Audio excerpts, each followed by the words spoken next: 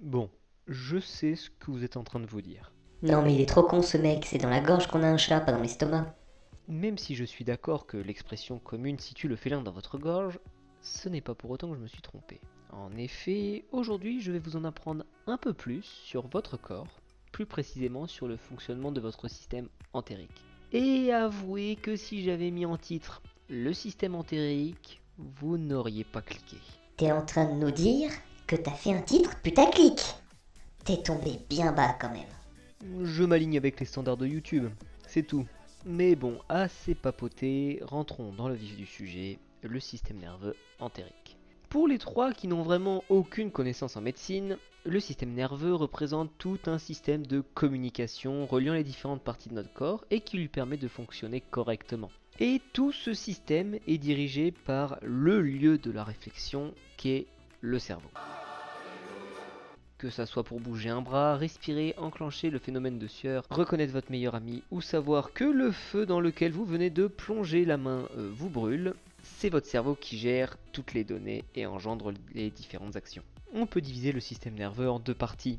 Tout d'abord la partie somatique, celle sur laquelle vous avez un contrôle direct, comme pour marcher, saisir un objet ou encore lécher une poutre. S'il vous plaît, ne lui demandez surtout pas pourquoi il a ce genre d'exemple en tête. Ce garçon a vraiment une vie bizarre. Et le système autonome, qui gère tout ce que vous ne pouvez contrôler consciemment, comme par exemple respirer en dormant ou faire battre votre cœur. Parce que globalement, si on devait toujours y réfléchir, les conséquences en cas d'oubli seraient plutôt graves. Globalement, un décès assez immédiat.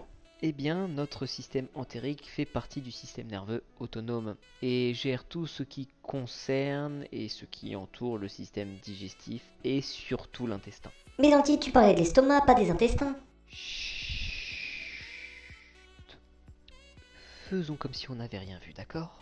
Maintenant, vous êtes tout à fait en droit de vous demander, En quoi ce système est-il assez particulier pour que tu en parles? pour comprendre sa particularité, je vais vous faire une petite explication très basique de comment fonctionne un système autonome. Partons tout d'abord d'un organe qui fonctionne de manière autonome. Ce dernier subit un changement dans ses paramètres de fonctionnement classiques, une augmentation de température, le contact avec une molécule, un changement d'acidité du milieu, c'est ce qu'on appelle un stimuli. L'information de ce changement va remonter jusqu'au cerveau grâce à un nerf qu'on nomme nerf sensitif. Le cerveau va intégrer et gérer l'information. Une fois que le cerveau a pris une décision, l'action à effectuer est envoyée jusqu'à l'organe ayant subi le stimuli pour que ce dernier puisse effectuer le retour à la normale.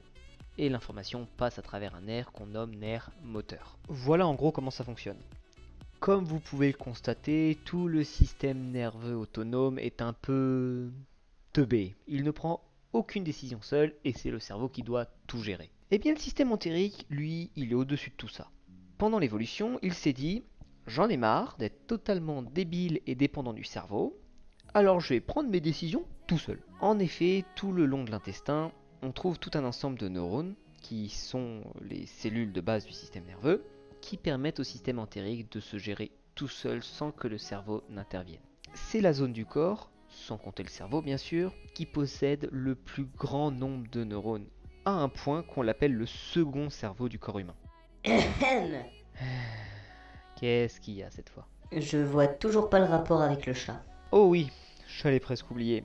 Eh bien, pour vous donner un ordre d'idée de à quel point le système nerveux entérique est développé, on trouve dans celui-ci autant de neurones que dans le cerveau d'un chat. Donc, avec un raccourci totalement simpliste et non scientifique, mais pour le moins plaisant, on peut dire que votre estomac est aussi intelligent que votre chat de compagnie. Et sachant que votre estomac passe son temps à digérer et chier, et que pour votre chat vous n'êtes qu'une source de nourriture et un videur de litière, je trouve la comparaison plutôt intéressante.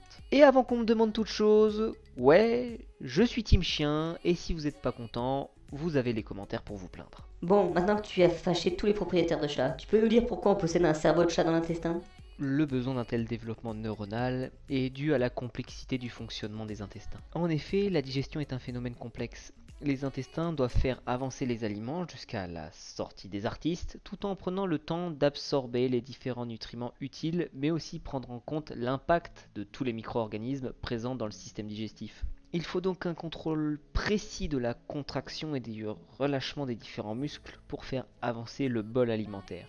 Le fait que toute l'information soit traitée juste à côté permet une plus grande efficacité et un gain de temps ainsi que d'énergie pour l'organisme. Par ailleurs, même si le système entérique est bel et bien indépendant, ce n'est pas pour autant que le cerveau n'a aucun effet sur lui. Le cerveau possède tout de même un rôle régulateur, ce qui lui permet d'accélérer ou de freiner l'activité intestinale. Deux exemples concrets, si vous êtes en train de manger chez Tati Janine pour refaire le plein d'énergie, votre cerveau va influencer votre système digestif pour qu'il soit super actif et efficace. Par contre, si vous vous faites courser par un loup-garou, là clairement le fait de digérer, vous en avez rien à battre et votre cerveau ralentit le système entérique. De plus, je dois vous rappeler qu'au bout de l'intestin, c'est la sortie et qu'en cas de poursuite, il serait dommageable qu'une digestion trop efficace provoque un démoulage de cake non contrôlé. Toujours aussi classe. En fait, votre cerveau pour votre système entérique, c'est un peu comme vous et votre chat.